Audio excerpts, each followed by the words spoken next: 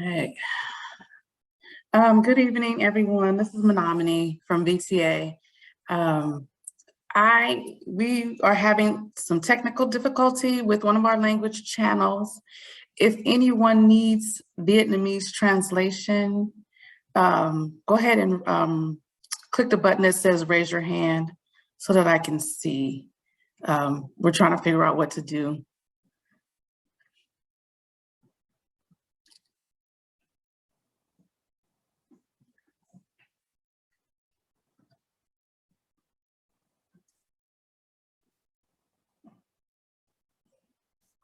Okay.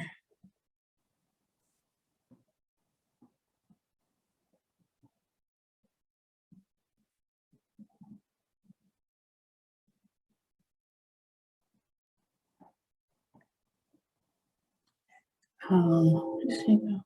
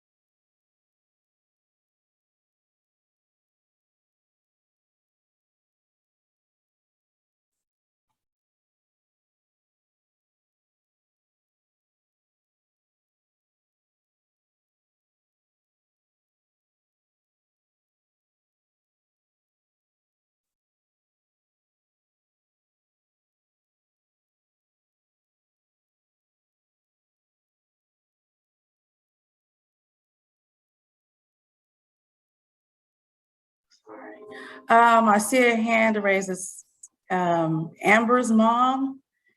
Let's see, is that right? Okay, I see you lowered your hand, okay.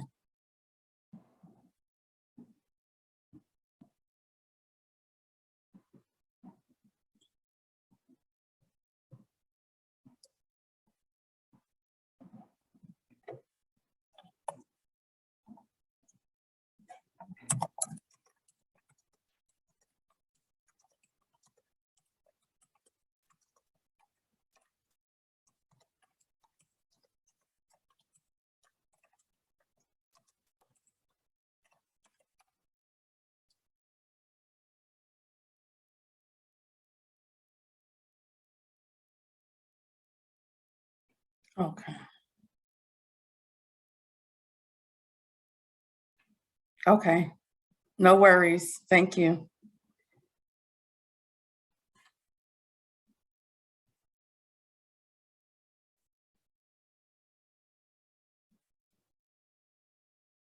Okay, I don't see anyone that is in need of the Vietnamese translation, but we may have gotten that fixed.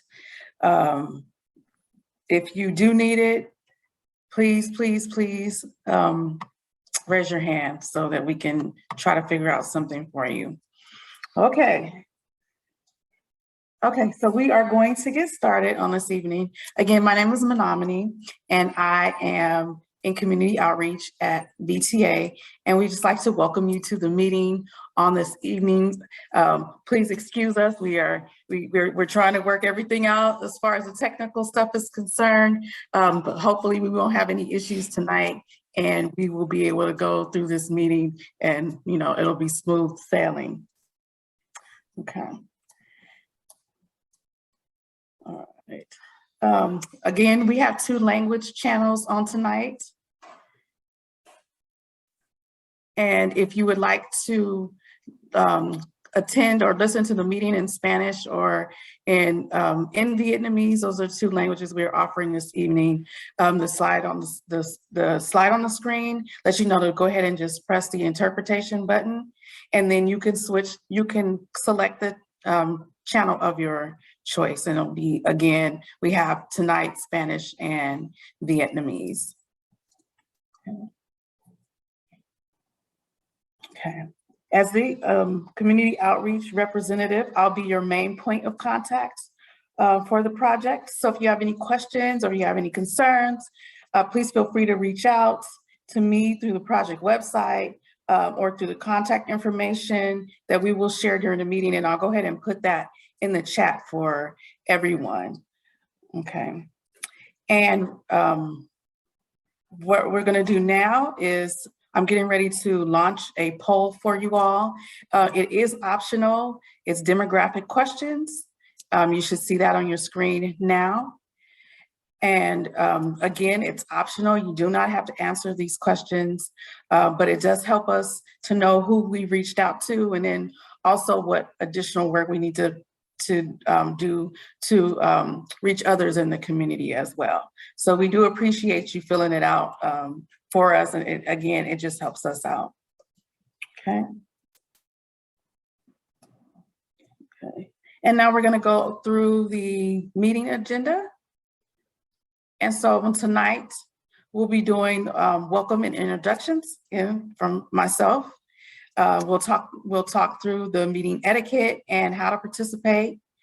And then we will have a presentation from Janice Soriano Ramos. She'll go through the meat of the plan. And then we'll go through the question and answer period. And then we'll go through the next steps.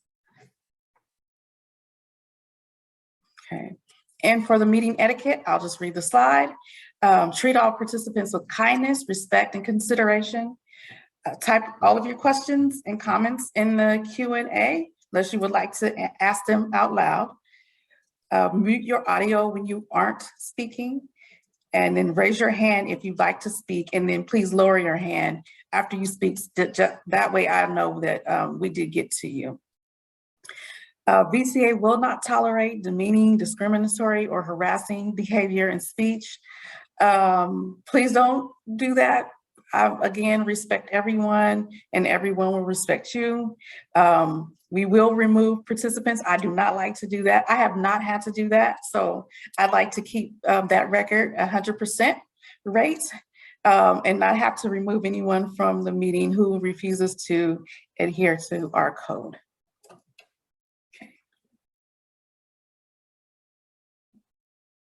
Okay, and then these are the ways that you can participate. Once you're called on, you would unmute yourself. So when your hand is up, I'll call on you and I'll click. I'll choose a button to allow you to speak. Unmute yourself, ask your question, and then once you finish your question, you can just mute yourself again. If you would like to speak, you just raise your hand. And we will call on you to make a comment. You do not have to speak, because I know that's not everybody's cup of tea. If you have a question, you can just type it into the question box, the question and answer box, and then we can ask the question for you out loud. So again, if you're shy or if you don't want to speak, you can still get your question answered. Just go ahead and put it in there, and then I'll read your question out loud. And if you are calling in via phone tonight, if you press *9, that'll raise your hand again, and I'll be able to see you, and I can go ahead and call on you that way. Okay. And tonight's presenters will be Janice Soriano Ramos, and she is our Senior Transportation Planner and the Project Manager. And then again, myself, I'm a Public Communications Specialist, and I am the facilitator for tonight's meeting and the outreach lead for the plan. Okay. At the meeting tonight, we also have several members of our staff. We have Deanna Bolio, who's the Community Outreach Supervisor, Stephen Shee, who is our Transit Service Development Specialist. We have Kermit Cuff, and he is the Transit Service Development Supervisor. We have Joseph Santiago, he is our Transportation Planner. And then we have Jay Tyree, who is our Service Planning Manager. Okay, and then tonight we would like your feedback. And we would like comments on service changes as we focus on a return to full service. And then we know that things may have changed for you during the pandemic. And so we ask, will this transit plan still serve you well? And then we also ask how it could be better. And then we finally will ask what service changes are most valuable to you as transit makes its full recovery.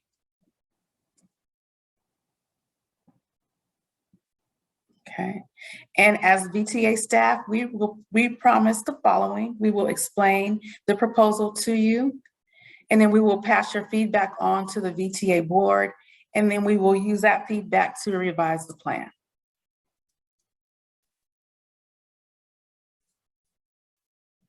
Okay, and now we will introduce to you all Janice Soriano Ramos, and I'm going to end the poll. So I do hope that everyone who wanted to complete the poll got a chance to.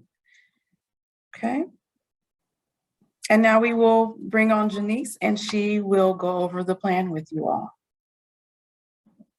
Great, thank you so much, Menominee, and thank you again, everyone, for being able to join us tonight. Again, my name is Janice Soriano, and I am really looking forward to walking you through what we've got planned for you all and what we can work together on for 2023 as we bring everything back to full service. But for those of you who joined us 2 years ago when we were talking about the 2021 service plan, welcome back, and I'm really glad to find us all here under better circumstances where we can talk about full service again. For those of you who are new to these conversations, welcome again, and we're really happy to have you.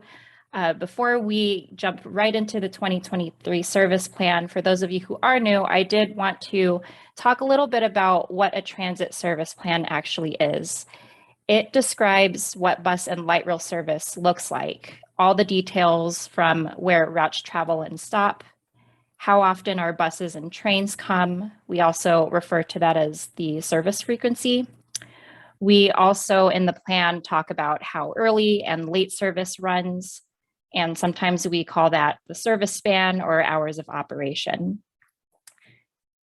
This is a plan that we are looking forward to creating with you, the community and the riders, of course. This is a plan that is going to entirely be based using the 2019 New Transit Service Plan as our foundation. This was the redesign that we did back in December of 2019, just 3 months before the pandemic hit. So it's a wonderful foundation, and now we are looking forward to taking this plan, revising it every year. So we'll certainly have conversations every year to talk about how we can make transit service better.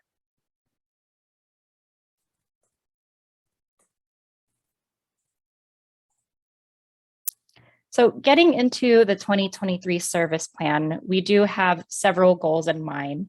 The overall goal here, of course, is we're focusing on restoring full service based on the 2019 New Transit Service Plan. But we've also got some underlying goals to accompany that. We have made some changes during the pandemic that have been found particularly useful to our most transit-dependent riders. So we're really excited to see if these are service changes you'd like us to get adopted as part of our full network. We also are in the fortunate position to look at other areas where we can improve our hours of operation and service frequencies so that they can meet our service guidelines that we also got adopted a couple of years ago. This isn't something that we were entirely able to do with the 2019 plan, but we really are looking forward to doing it for next year's plan. And lastly, the reason why we're here tonight is we truly want to hear from you on what on how full service should look like, and we want to make sure that we're implementing these changes most equitably for our riders who need our services the most.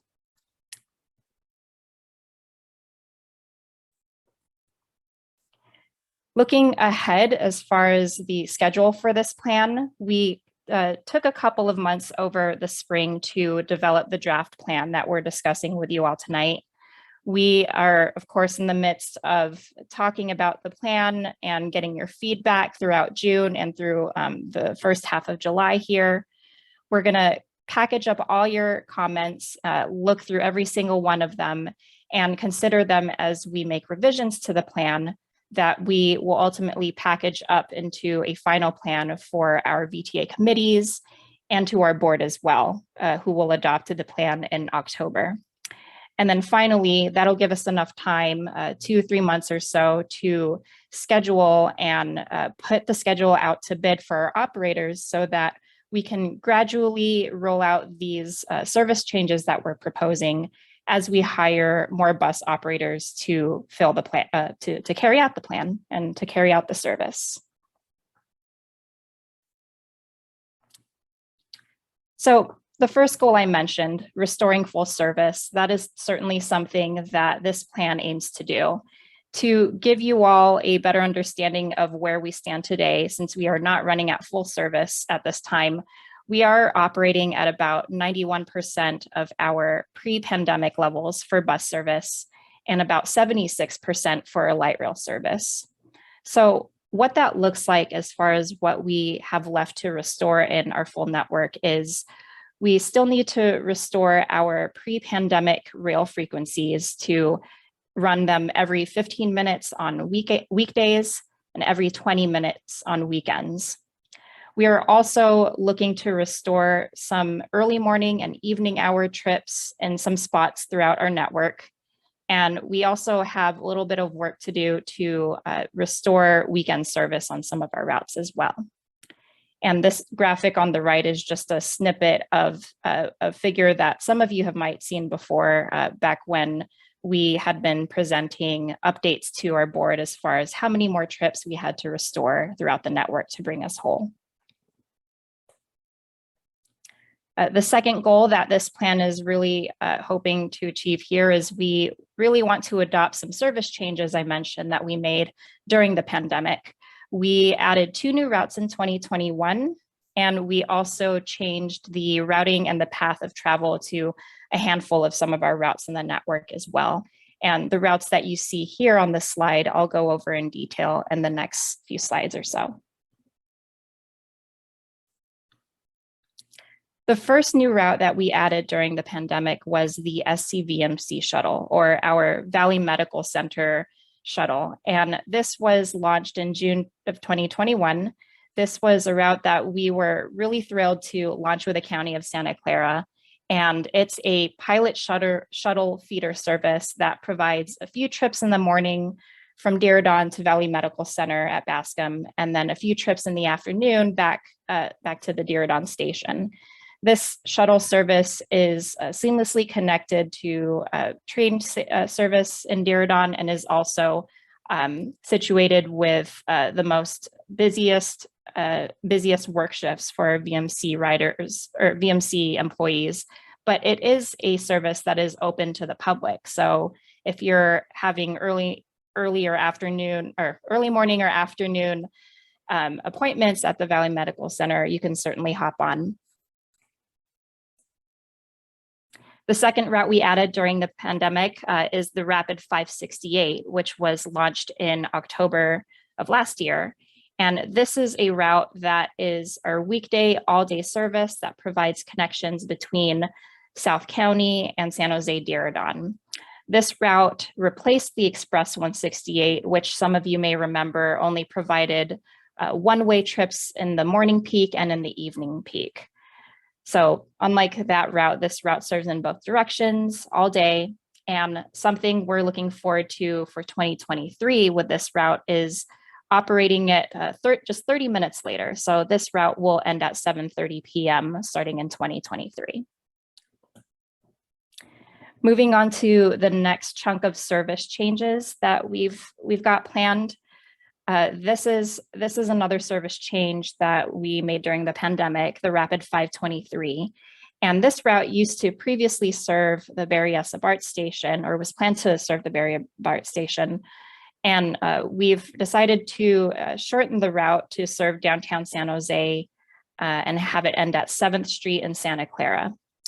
The frequencies for this route that we had planned before the pandemic will remain the same, but something new that we're proposing for next year is we're making some slight shifts to the hours of operation for weekdays, Saturdays, and Sundays. And this is a map here to illustrate where the service runs in downtown San Jose. So it'll continue along San Carlos there, make its way up and down 1st and 2nd Street, and ultimately turn back around at 7th Street and Santa Clara.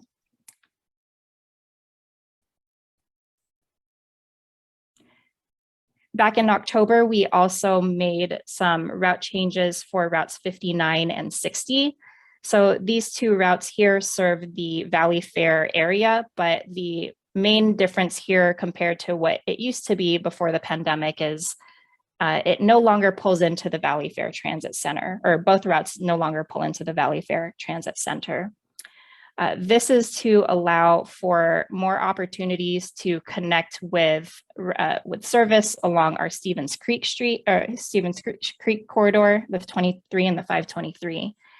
We are maintaining the frequency and the hours of operation on both of these routes. So really the only significant change here is that it extends to Stevens Creek.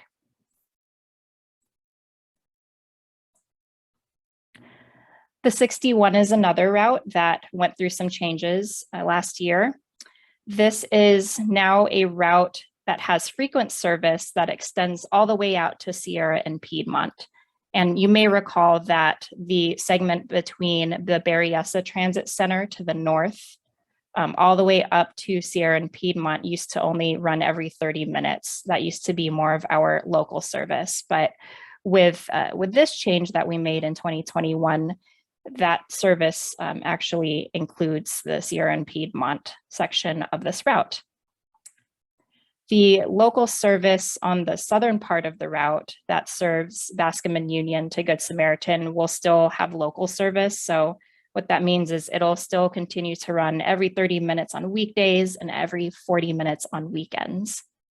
So again, the frequencies of this route do not change in 2023, but something that we are offering up for 2023 is that we are extending the hours of operation for this route, running them until midnight for weekdays and Saturdays, and until 11 p.m. on Sundays.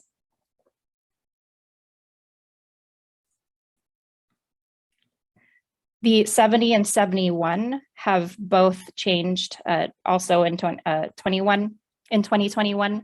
And these two routes, the simplest way to put it is that these two routes had switched their endpoints.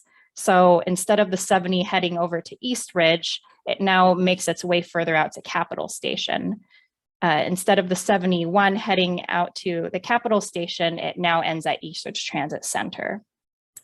So both routes follow this new routing here, but the big exciting change here is that we'll be gaining a new frequent route in 71. The entire route will become a frequent route in 2023. And I'll show you on the next slide what that looks like for comparison. So on the left side, what you see here is what we had proposed for the 2019 new transit service plan. And for the most part, this is how the route was running. The 71 was our local route, just running every 30 minutes on weekdays. And the 70 only had the frequent route of it run between Berryessa and East Ridge, with the 30-minute service on that route headed from Milpitas down to Berryessa BART station. And then on the right here, this is what we're proposing for 2023. Again, another new frequent route to add to the frequent network in our system. And the 70 will also have that frequent route between East Ridge and Berryessa.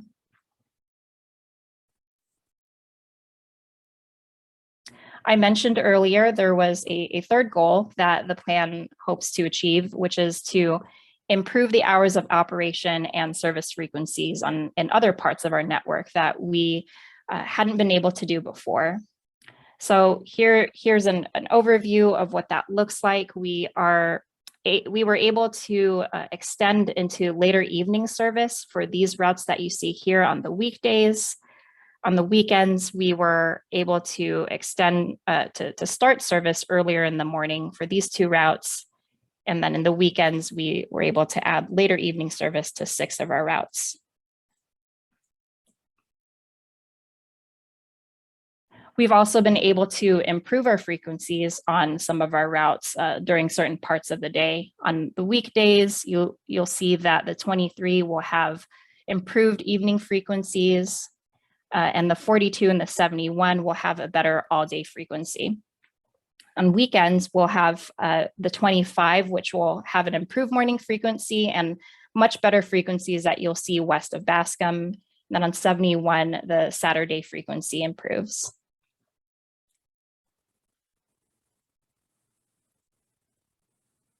And then lastly, some new weekend service to add to our service. The 21 will now have extended service to Santa Clara on Sundays, which it previously didn't. That'll run every 60 minutes. The 31 will have new service on Sundays, and it'll also run every 60 minutes. And then lastly, Route 53 will have new service on Saturdays and Sundays, also running every hour.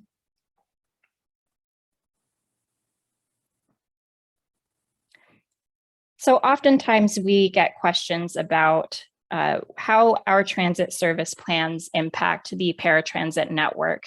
And for those of you who aren't familiar with how we determine what our paratransit service areas are, we typically have our paratransit service cover areas that are within 3/4 of a mile from our fixed transit routes for standard service. And then for premium service, which tends to cost slightly more than our standard service area, we cover a 1 mile area from any of our VTA fixed transit routes.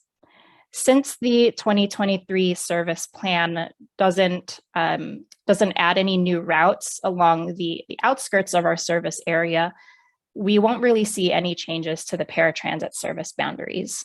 The real impacts we'll see on paratransit is that we'll be able to improve some early morning and late night service for the paratransit area because we're able to make those same improvements on some routes in the plan, as you saw in a couple of slides back.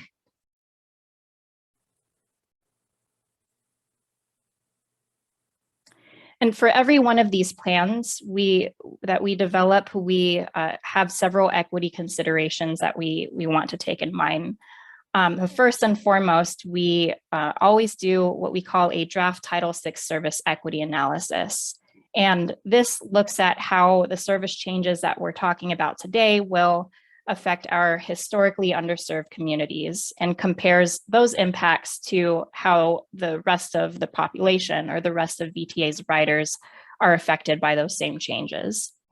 In this early analysis that we're doing, we've found that there would be no disparate impacts on our communities of color, nor would there be any disproportionate burdens on our low-income communities. We will, of course, once we take your comments and make refinements to the plan, do another service equity analysis that becomes more of our final report. Beyond that Title VI service equity analysis, we actually wanted to dig deeper and see how much more opportunity, how much more service opportunity and ridership opportunity our service changes would provide to communities of color and our low-income communities. And here's what we found so far, that our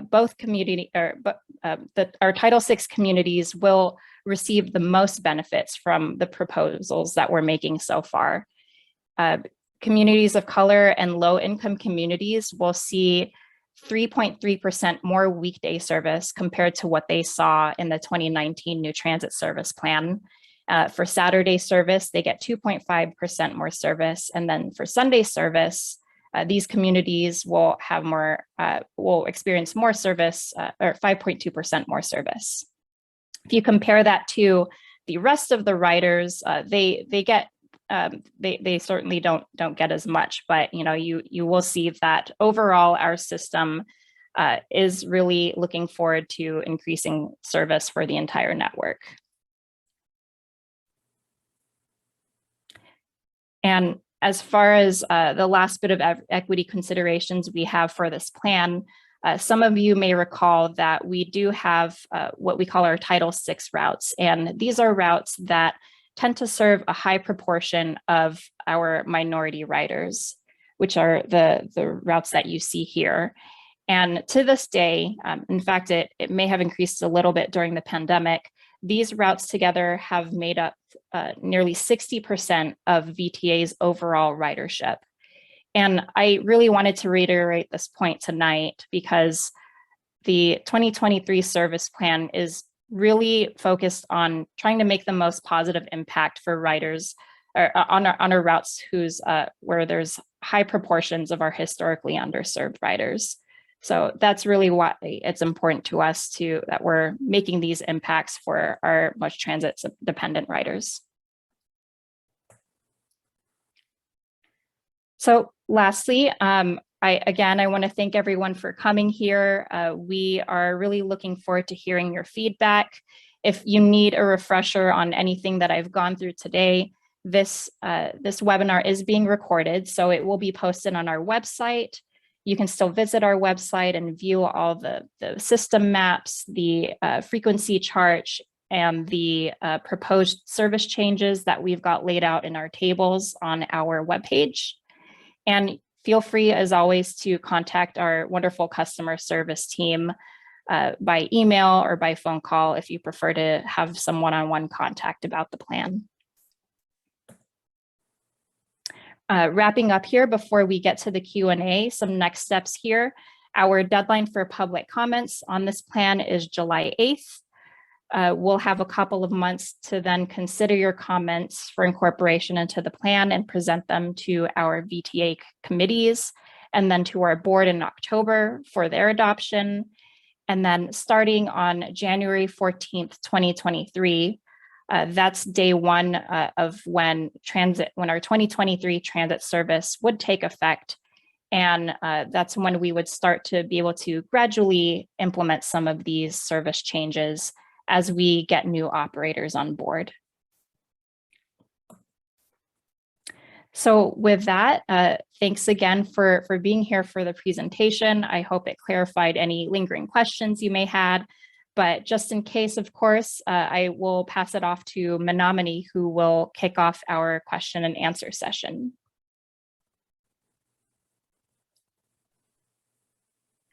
Okay.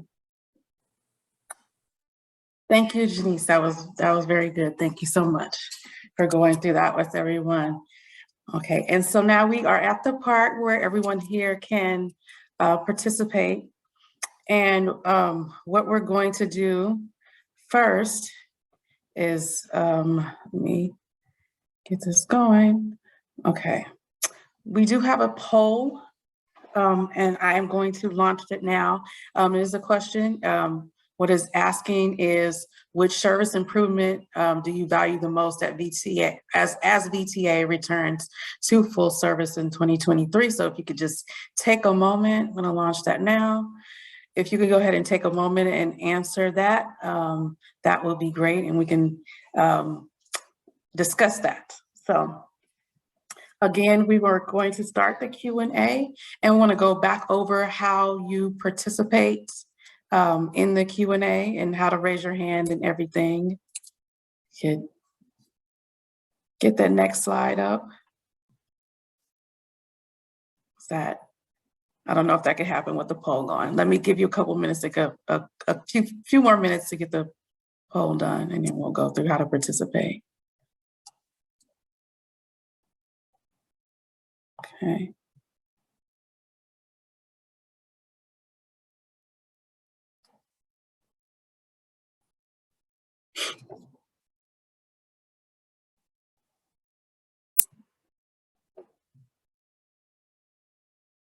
Okay, so I'm gonna go ahead and end the poll now. I'll give you about a minute. And I will just go over the results of the poll with you. In increased frequency, we got the most responses for that. Longer hours of operation, That was the next with 3 people who said that that was most important. And then we had one that said that the route changes were the most important. Okay. And I'm just sharing those results with you all so that you can see them too. Okay. Okay.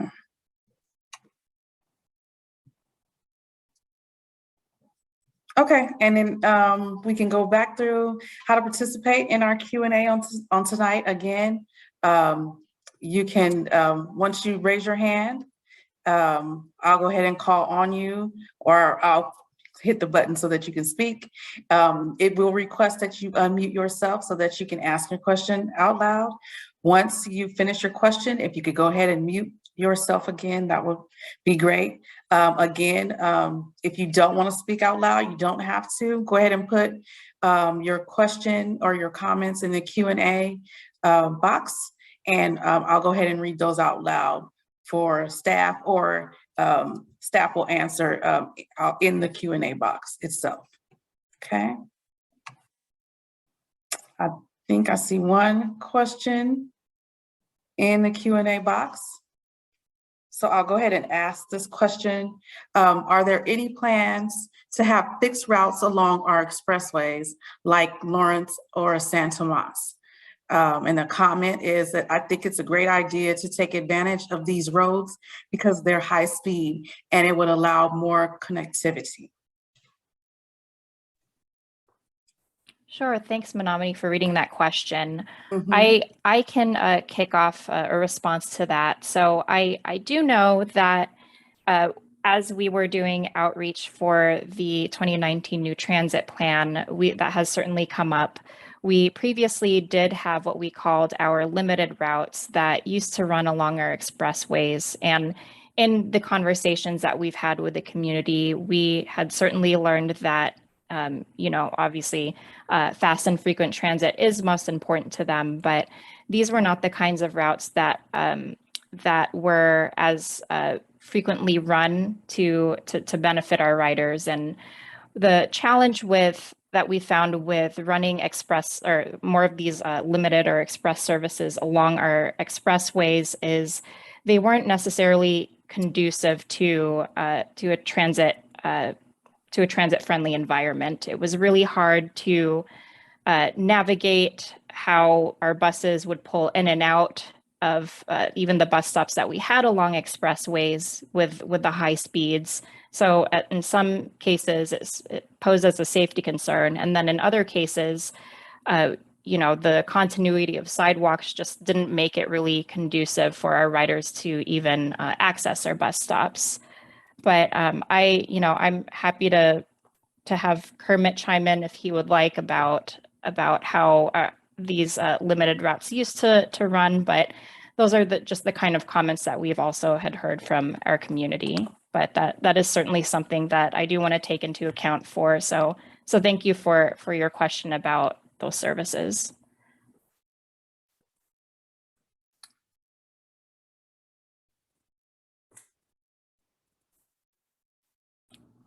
Okay. Kermit, I'm not sure if you're going to chime in. I had nothing really to add on that. Okay. Janice is right. We did have limited service running on those routes. It didn't work out too well.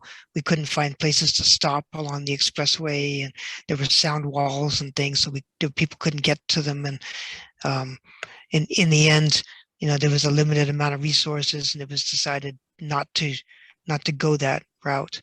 But I think the other point too is that in this particular service plan, the focus really is on restoring the service that we started at the end of, say, in the beginning of 2020, and not really to look at like changing the route network yet. That's something that we would do like in the following service plans. This service plan is mainly to try to get back to our 100% service and make refinements to it, but not so much look at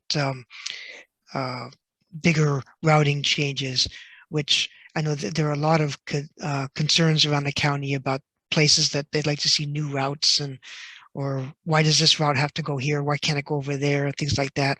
And that's not really the focus of this plan. It's certainly good to get your comments about them, but that's not what we're sort of focusing on in this particular plan. Yeah.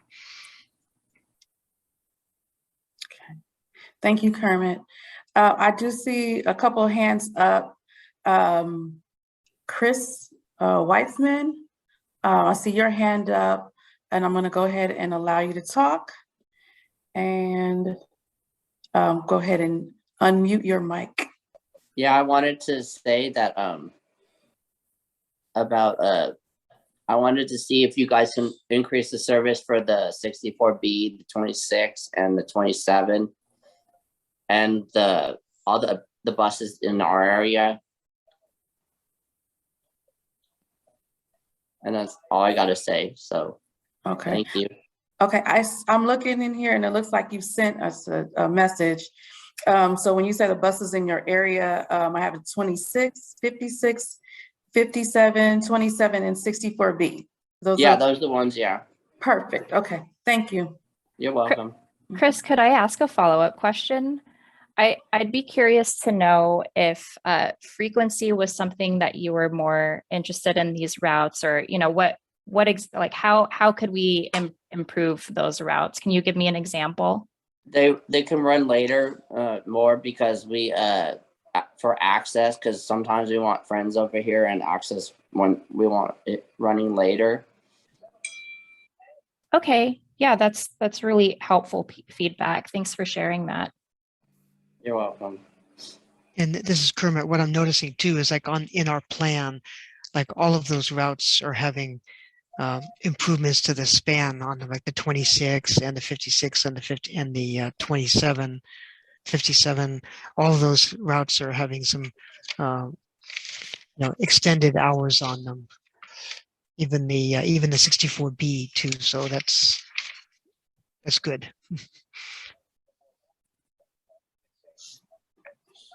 Okay. Okay. I see Tate Bow. I see that your hand is up, and then there's a question from you also in the chat. So I'll go ahead and unmute you, and then you can let me know how you would like to proceed. Good evening. Can you hear me? Yes, I can. All right. Thank you, madam. Yeah. Okay. Here's what's going on. A couple things. I'm a huge expert on public transportation. Couple things which I put in the question. One is about Route 22.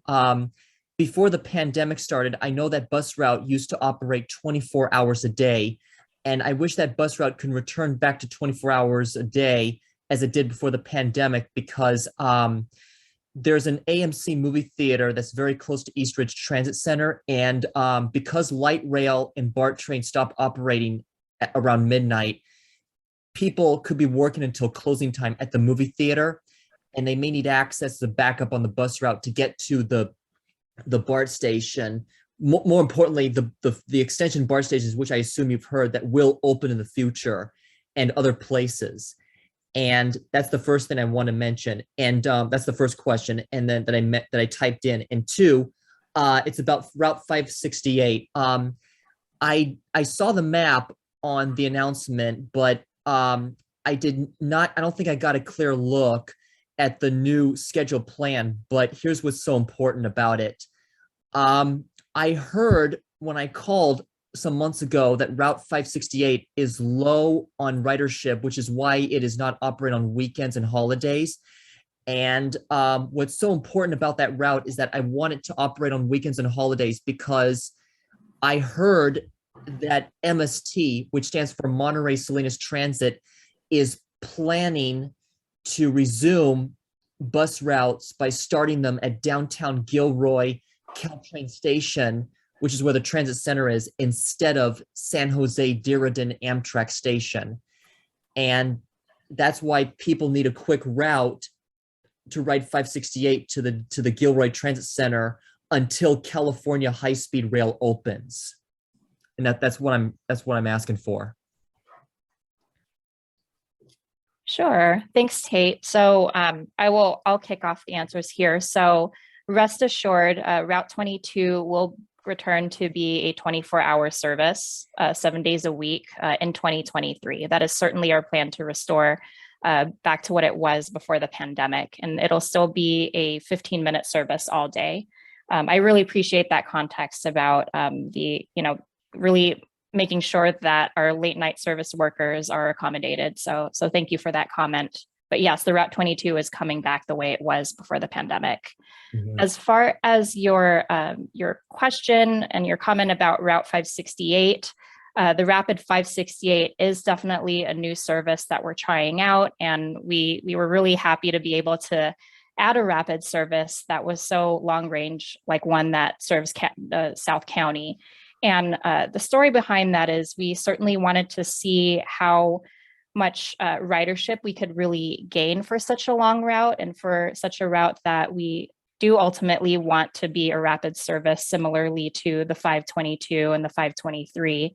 Right. But we really wanted to see how the weekday service shook out first.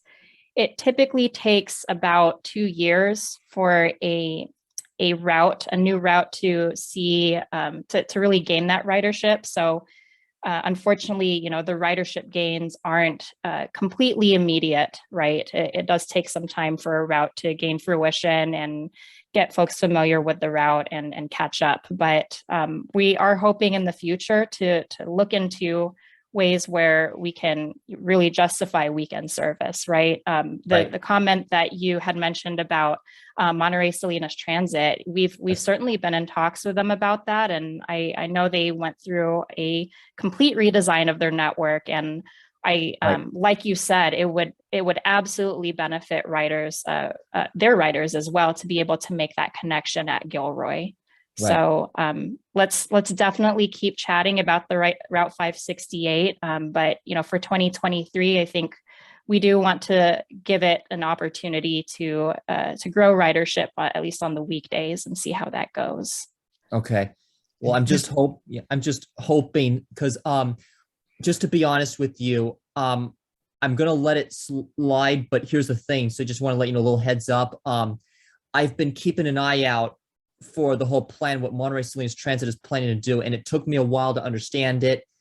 And they have not 100% confirmed when the service begins yet, because they still have not gone over the service for the following holidays regarding Monterey Salinas Transit: New Year's Day, Thanksgiving Day, and Christmas Day. And so they haven't gone over that part yet. So once they go over that, they said that it would be confirmed. But I think they also mentioned to me they're planning to go over that again somewhere in October. So once they get the Monterey Salinas Transit clarified, then hopefully this should get this 568 for VTA taken care of regarding the ridership for weekdays, and then improve the train to weekends and holidays. This is Kermit. I can add that we just met with Monterey Salinas Transit yesterday. They're asking us for some money to help, to do that service, and they're also waiting for drivers, because just like us, they're very Right. short on drivers. But what they're proposing essentially is a new service, not like they had before, which I was know. 7 days a week, 3 times a day. They're looking at a new service that would run every 2 hours on weekdays only between Salinas and Gilroy.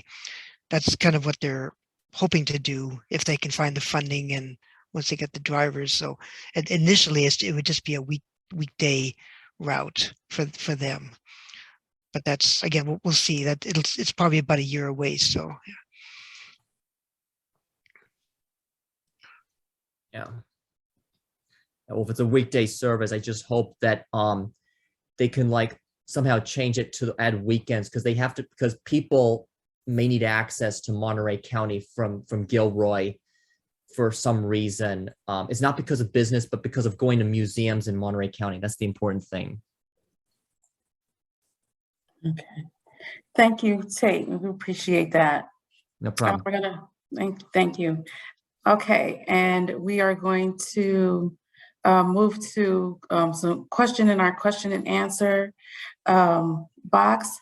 And this question is saying, are there any plans on changing back to where old routes used to go as compared to where they go now. Like 53 and 54 used to go to De Anza. I commute from Palo Alto. I used to have 4 ways to go to work at De Anza. I now have 2 if I'm lucky, coming from Palo Alto.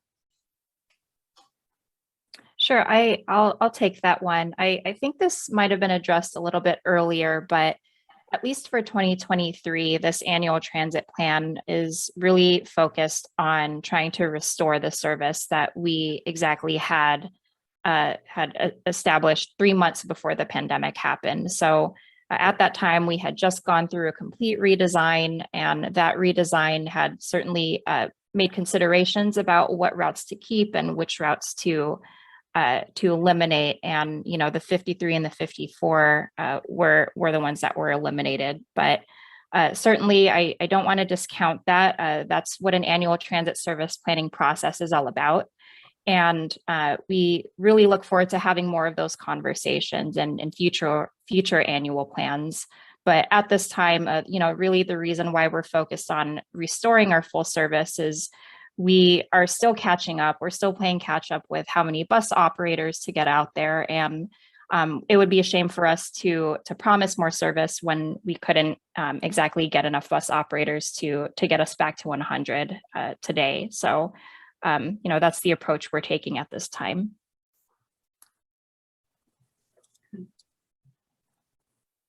Okay. Thank you for that.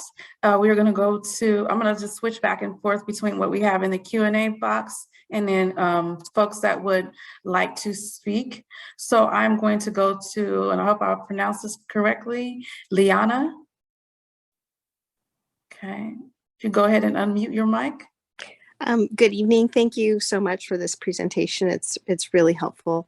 Overall, I would have to say I really appreciate the redesign that was from 2019 and finally having a chance to try it out in 2022. And it's very exciting to hear that you're going to be improving frequency and hours of service for so many of the routes. That's great news. I guess similar to the previous person who had the question about service in the North County and the West Valley, one route that just is, for me, I live in the West Valley, that was tremendously convenient is the 51. And I'm just frustrated in that it just comes like once an hour, Monday through Friday, and really no early morning. Well, I guess there's some morning service and some evening service, but not into the evening. But the real frustration is just the fact that it's only running once an hour and then not running at all on the weekends, because that's actually really useful. And I know that communities are busy with their housing element right now. In Cupertino, we're restricted about where we can have our greater density for housing. It's pretty much up and down Stevens Creek Boulevard, but not on the other side of Highway 85, and some a little bit limited on De Anza Boulevard. But if 51 were coming more frequently, it opens up many more opportunities to add housing in the West Valley. So there's that point. And then this is a little bit off topic, but I'm just curious if anyone has any information about this. But I understand that there's at least one other transit agency, I believe in Portland, that is actually allowing people to pay using their debit card or maybe even a credit card, and you tap up to, I guess, 2 times, and you never pay more than $5 a day for your transit within that community. And I mean, the thing is, if you could just use your debit card to ride transit, it's, you know, one less hurdle that people have to overcome in order to ride transit, at least for people who have a debit card. So anyway, thank you so much. I really appreciate all the background information that you provided, and also the real, from my perspective, real improvements in service that the 2019 plan offered, and now finally kind of getting it back into full service. Thank you again. And for the 51, just to clarify, I assume you're talking about the section from like De Anza to West Valley, right? Yeah, right. So West Valley, then De Anza, but then it also goes all the way up to the Mountain View Caltrain station. So that whole segment, you know, it's just frustrating because you want to take it, but you know, anytime you miss a bus and then you're going to wait an hour, it's just a huge, it's just not a positive experience. So anyway, and like I said, we have, you know, very little service anyway, once you get into the far West Valley. And it's to the point that, you know, Cupertino's like, or communities like Cupertino are sort of exploring their own transit options with via Cupertino. And I think there's some interest in possibly some other communities in the West Valley putting together their own transit options because we just don't have the service that, you know, that could really benefit the community. At the same time, I really appreciate your focus on the lower income communities and people who are completely transit dependent. But you know, I appreciate and recognize it's a complex situation. Thank you again.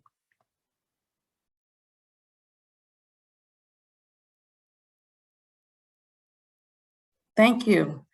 Okay, so we are going to move back to our question and answer box. And our next question is, does any of the plan deal with the bus stops themselves, as in more benches, more bus shelters, and have shelters without, and having shelters without holes to protect from the weather, et cetera?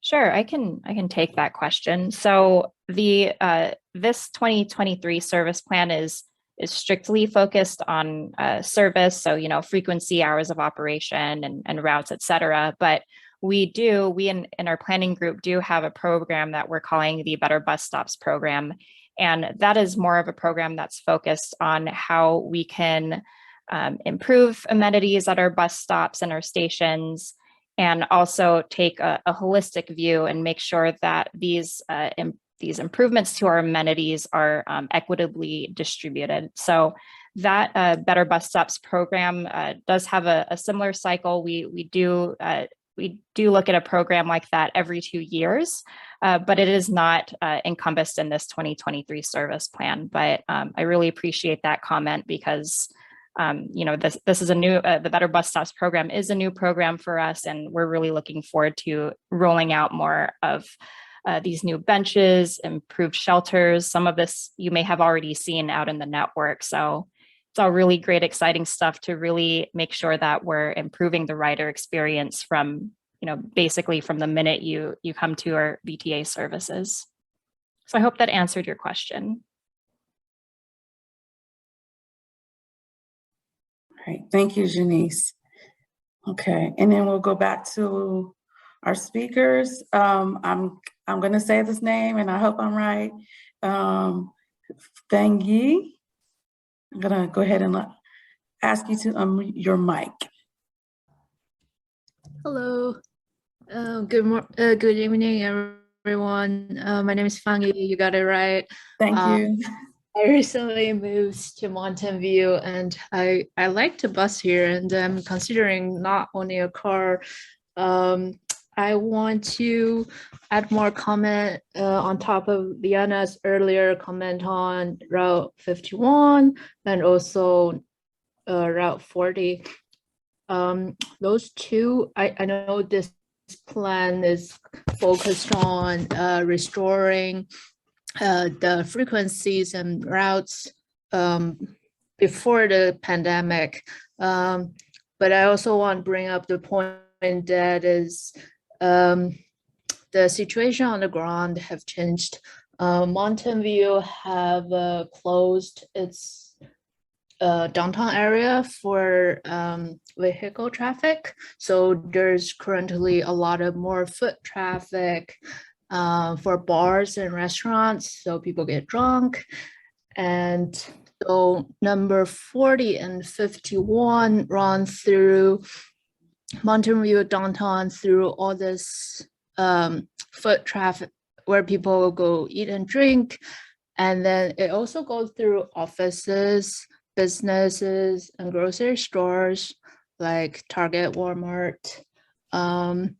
and they both go through Foothill College, where I would assume a lot of college students use those two lines. So I would really appreciate if we increase the frequency of number 40 and 51 based on those new reality in the city.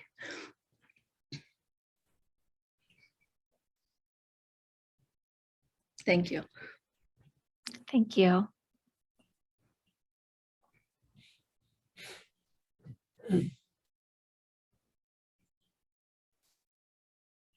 Gotta unmute myself. Okay, I have another question from our Q&A, and it's, are you going to add more bus lanes to our frequent service routes like Route 26, 51, or 53? I understand that you are trying to get back to 100% service level, but why not 200%? I think speed is very important when inducing more ridership. It would even be helpful to our minority communities and allow better social economic mobility. Sure, I can address that one a little. So I assume you mean add more bus routes, like frequent service routes, or did we mean bus lanes? But I think if you meant bus routes, I certainly would love to be able to double our service as well. I wish we could. We do want to return back to that redesigned network that we had back in 2019, simply because we didn't have, the time to give it full fruition. I couldn't agree more that speed really is important to get to attract ridership, because folks just they really want really reliable, speedy service. I completely understand that. What we're talking about when we hopefully get to 200% service one day, I think that is something that we would love to discuss with the community once we start opening up conversations about more of our visionary network, right? There's certainly room for conversation about that and how we build towards getting more service and looking at ways where we could find the funds to contribute to more operating hours for our service. So I know it's a complex situation on how to get there, but I couldn't agree with you more that it would be great to see more frequent service, so that it is a reliable service for everyone. I think that they clarified that it's the bus lanes that they're asking about. Oh, bus lane. Oh, I didn't see that. Thank you, Kermit. I see it now. So yeah, for bus lanes, certainly that is also something that we cannot do alone. VTA has member agencies that we certainly would love to work with as far as, understanding what our shared priorities are with the cities to add bus lanes or bus only lanes. And so I know cities are certainly exploring that, but, as VTA is the transit provider, we don't exactly have purview over identifying which lanes are bus only lanes. So that is certainly a conversation that we'd love to have with cities and are currently having with our cities. So can't 100% confirm that, unfortunately, but it is something that is a partner effort with our cities.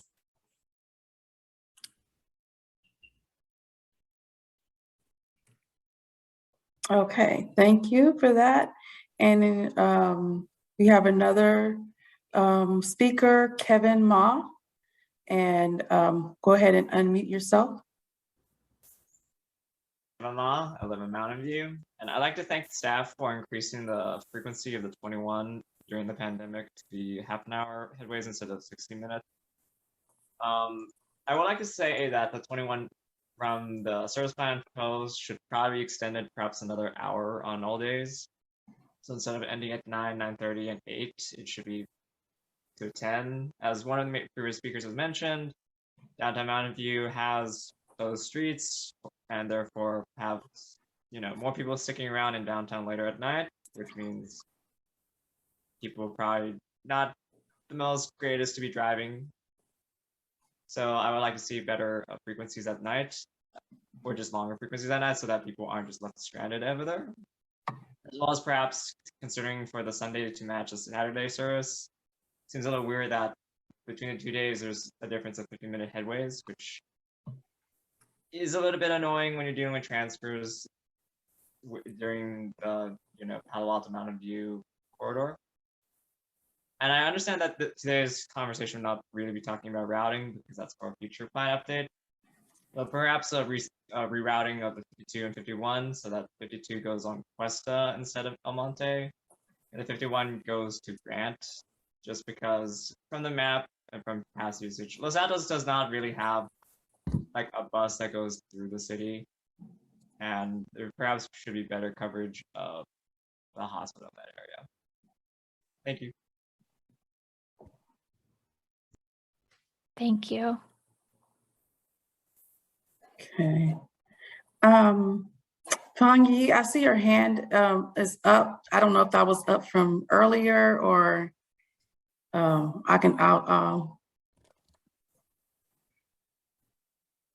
From earlier. from earlier. Okay, so you put it again. Okay, perfect. Okay, let's see. I think I see something else in it. There's another question in the question and answer box. And the question is there a way we can get more involved and gain experience at VTA? Oh, it's not a question we get every day. I like that No. question.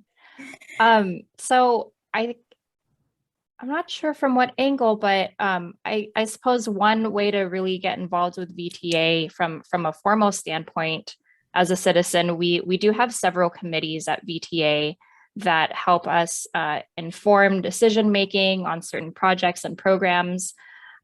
So we have several committee meetings. We also have board meetings on a monthly basis. And these meetings have certainly opened up to a broader range of audiences and availability simply because of the pandemic. I suppose, that is the silver lining with us now being more familiar with how to engage on a virtual setting. So those are held virtually.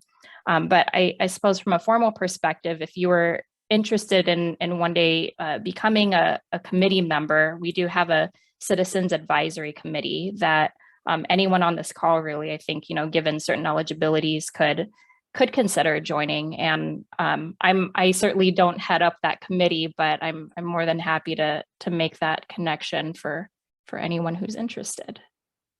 I don't know if that quite answered the question, but if anyone else, any other VTA staff wanted to chime in, please feel free. Or even Moni, Yeah. if you've got some input on that. A little bit, just a little Yeah. bit. Yeah, everything that Janice said is correct.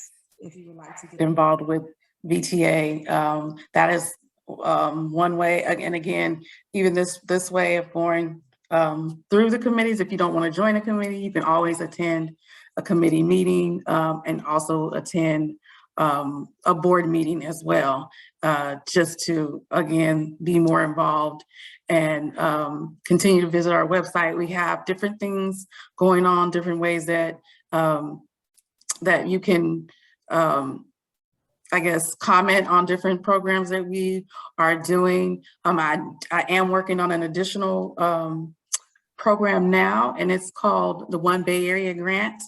It's another way you can get involved. If you go to our VTA website, the information is there. And basically what it's asking is if you have a project or anything that you would like to see in your area, in transportation, like sidewalks, bridges, anything like that. There's ways that you can let us know or let your city representative know as well. Again, there are different ways that you can get involved.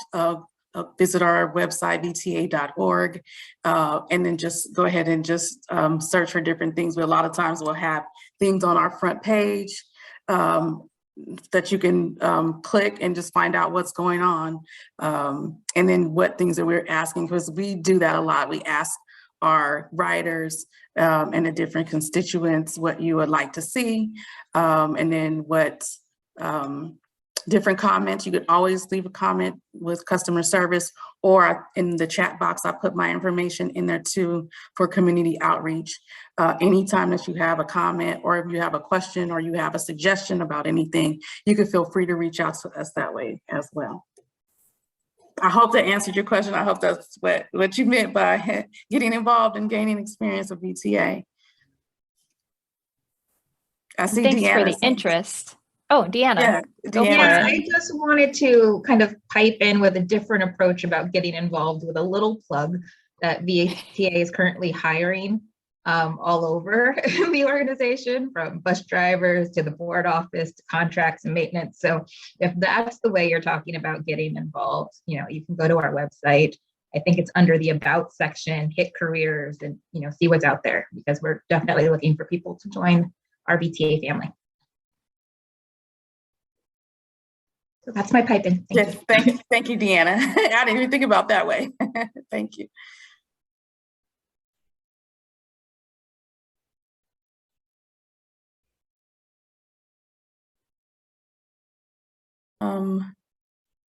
Let's see.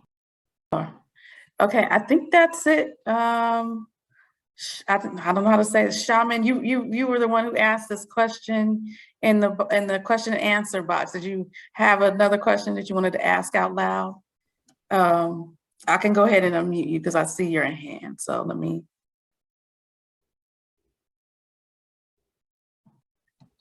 Yeah, no, I have Okay. more questions about like community outreach.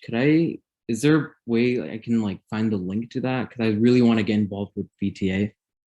Sure. So I'll put it in the chats, but I could just I'll say it out loud. So you can send an email to community.outreach. Yes. Oh yeah, I see. Yeah. You see it at vta.org, or you can give us a call. Either Okay. way. Okay. Thank you. Thank you. Mhm. Okay. Okay, and I think that might be it. I don't see any more hands, and we don't have any more questions left to answer. So Janice, I'll go ahead and give it back to you for any last words and our schedule, and you know. Sure, I can do that. I really appreciate everyone joining here tonight. I know this was a little bit more of an intimate group, but in fact, I really enjoyed being able to address some of the questions and interact with you all. So thank you again for joining. If anything else comes up, of course, continue to comment on our website, or if you'd like, feel free to join us at the other two virtual meetings that we have. But I also wanted to mention that we are trying to get out there at other tabling events as well. So if you're at Viva Calle, maybe I'll see you there this coming weekend. But otherwise, I look forward to more of your comments and your questions. And thank you again so much for participating tonight. Spread the word about the other two meetings to anyone who wants to learn more about the plan. And I don't see a slide, but the next meeting is June 15th. And that's during the day. It's from 11 a.m. through 1 p.m. And the last meeting that we will have is June the 28th. And that's another evening meeting, and it's from 6 to 8 p.m. Again, that's on our website. So please share that with your friends and your family.